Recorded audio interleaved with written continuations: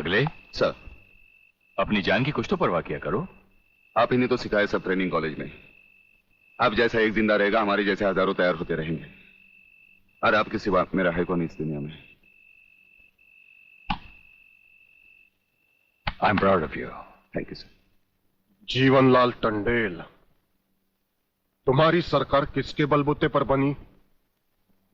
आपके, प्रलयनाथ जी, आपके बलबूते पर। तुम होम मिनिस्टर किसके दम पर बने? आपकी मंजूरी के बिना इस राज्य में मिनिस्टर का पोर्टफोलियो कौन संभाल सकता है? ये सब आपकी ही कृपा है प्रलयनाथ जी। अच्छा, फिर वो खाकी वर्दी वाला रुद्र प्रताप चौहान इस खेत की मूली है?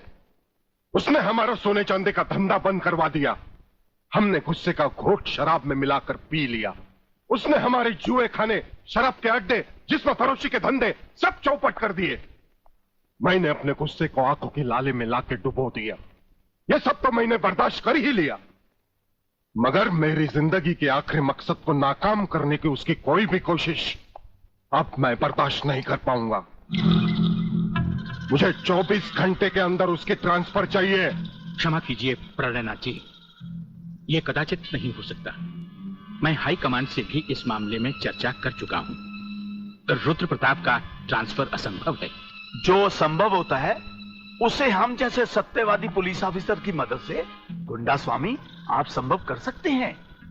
क्या मतलब? मतलब है रुद्र प्रताप की मौत। मगर तुम तो आज तक यही बकते आए हो कि ना ही कहीं वो अकेला जाता है और ना ही निहत्ता।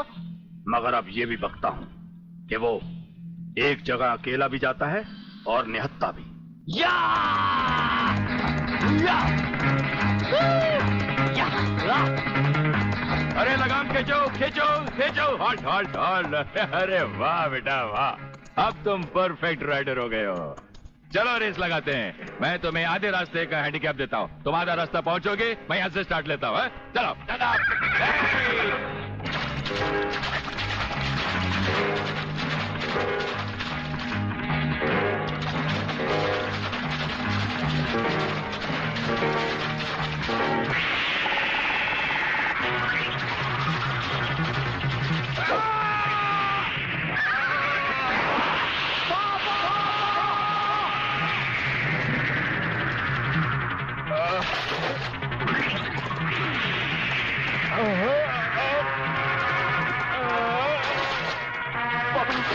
पापा, ये तुम्हें क्या हो गया पापा?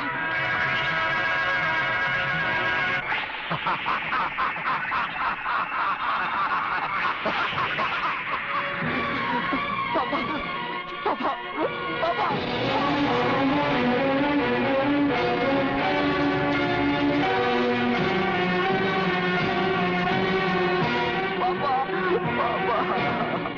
मगर स्वामी जी, ये छोटी बात नहीं है। किसी दिन अगर उसने आपको पहचान लिया तो? गोटिया, जिस दिन उसकी आंखें मुझे पहचान लेगी उसी दिन उसे भी उसके बाप के पास पहुंचा दिया जाएगा।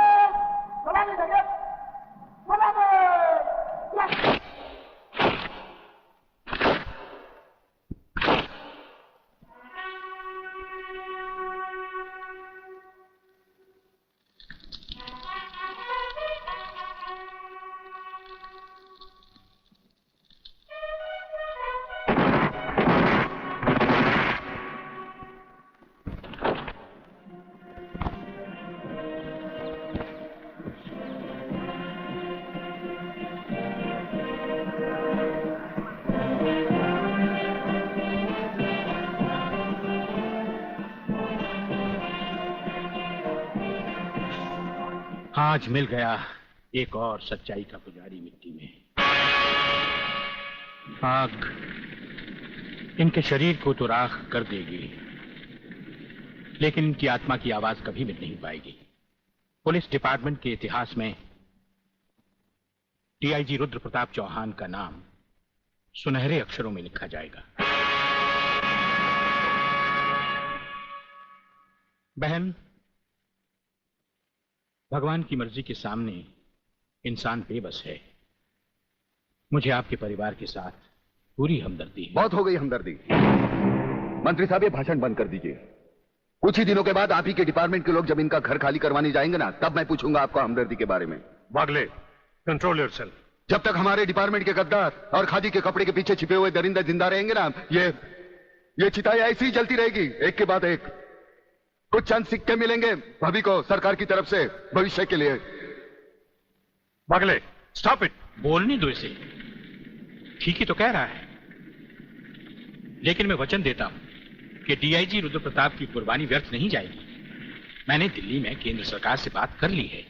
इनकी हत्या की तुरंत ही न्यायिक जांच होगी। आज तक कौन सी कमेटी ने सही जांच करके मुजरिम को सजा दी है?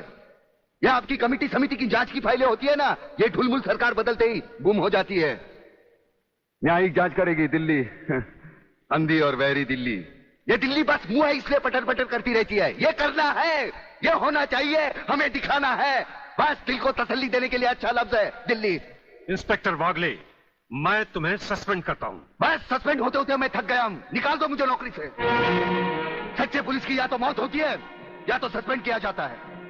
इस वर्दी ने मेरे हाथ काटे, वरना एक एक के गले चीर देता मैं।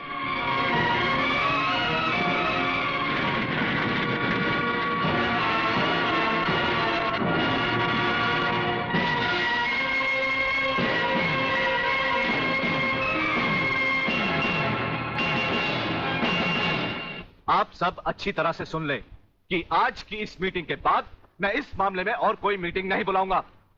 आज हमें इसी वक्त एक ऐसा डिसीजन लेना होगा जिससे कि हम देशद्रोहियों को जड़ से ही उखाड़कर फेंक सके। सर, बात अब इतनी आगे बढ़ चुकी है कि पुलिस और लोकल गवर्नमेंट के बस के बाहर है। अब सिर्फ एक ही रास्ता है sir, military force. Mister Menon, आपकी क्या राय है? सर, मिस्टर सिन्हा ठीक कह रहे हैं। सर, इसके लिए हमें पूरी मिलिट्री फोर्स भेजने की जरूरत नहीं। ये काम एक ऑफिसर सिर्फ अकेला ही कर सकता है। सिर्फ एक? यस सर, सिर्फ एक। वो शेरों का शेर है और राजाओं का राजा।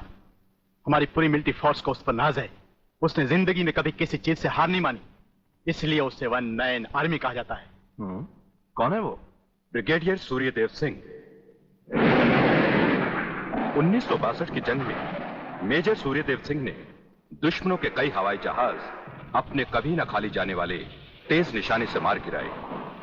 उनकी इस दिलेरी और बहादुरी की कद्र करते हुए सरकार ने उन्हें परमवीर चक्र से सम्मानित किया और उसी के साथ मेजर से ब्रिगेडियर बना दिया।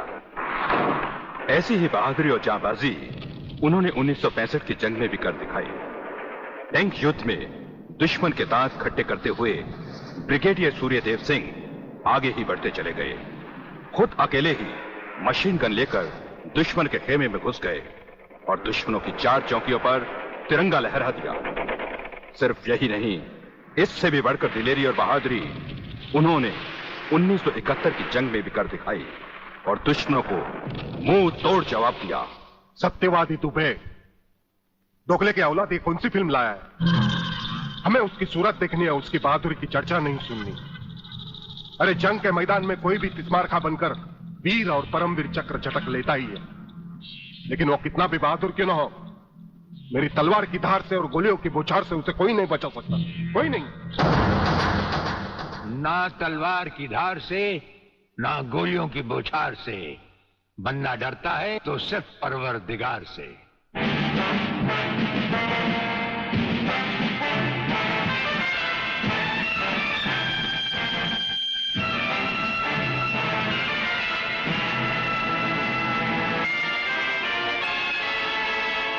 ब्रिगेडियर सूर्यदेव सिंह?